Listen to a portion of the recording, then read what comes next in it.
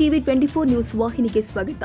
ದಿನಾಂಕ 3/2/2025 ಬೆಳಗಾವಿಯ ಕೇಂದ್ರ ಬಸ್ ನಿಲ್ದಾಣದಲ್ಲಿ ಆರೋಪಿತರು ಬಂಗಾರದ ಆಭರಣವನ್ನ ಕಳ್ಳತನ ಮಾಡಿದ್ದು, ಈ ಬಗ್ಗೆ ಶ್ರೀಮತಿ ರತ್ನ ರಾಜೇಂದ್ರ ರಾಜಮಾನಿ ದೂರು ಸಲ್ಲಿಸಿದ್ರು.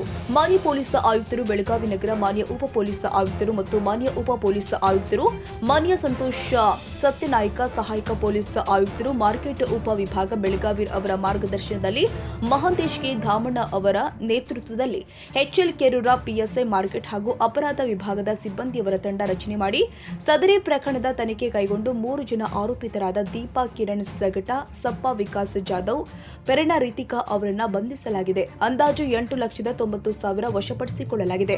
ಮಾರ್ಕೆಟ್ ಠಾಣೆಯ ಪೊಲೀಸ್ ಅಧಿಕಾರಿಗಳು ಆದ Mahantesh ಧಾಮಣ್ಣವರ್, PI HL Kerur, PSI ಹಾಗೂ ಪೊಲೀಸ್ ಸಿಬ್ಬಂದಿಗಳು ಆದ ಎಸ್ಪಿ ಸೇರಿ ಮತ್ತಿತರ ಕಾರ್ಯಾಚರಣೆ ಕೈಗೊಂಡಿದ್ರು.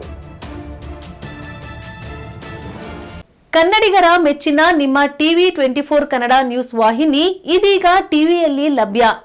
ಕರ್ನಾಟಕ ಮತ್ತು ದೇಶ ವಿದೇಶದ 360 ಡಿಗ್ರಿ ಸುದ್ದಿ ಹಾಗೂ ಉತ್ತರ ಕರ್ನಾಟಕ, ಬೆಳಗಾವಿ, ಬಾಗಲಕೋಟೆ, ಧಾರವಾಡ, ಹಾವೇರಿ, ಗದಗ, ಬಿಜಾಪುರ ಜಿಲ್ಲೆಯ ಕ್ಷಣ ಕ್ಷಣದ ವಿವರವನ್ನ ಪಡೆಯುವುದಕ್ಕೆ ಟಿವಿ 24 ಕನ್ನಡ ನ್ಯೂಸ್ ವಾಹಿನಿಯನ್ನ ಲೈಕ್ ಮಾಡಿ, ವಿಡಿಯೋಗಳನ್ನ ಶೇರ್ ಮಾಡಿ, ಕಮೆಂಟ್ ಮಾಡುವ ಮೂಲಕ ನಮ್ಮ ವಾಹಿನಿಗೆ ಸಹಕಾರ ನೀಡಿ ಮತ್ತು ಚಾನೆಲ್ ಅನ್ನ ಸಬ್ಸ್ಕ್ರೈಬ್ ಮಾಡಿ. Thank you.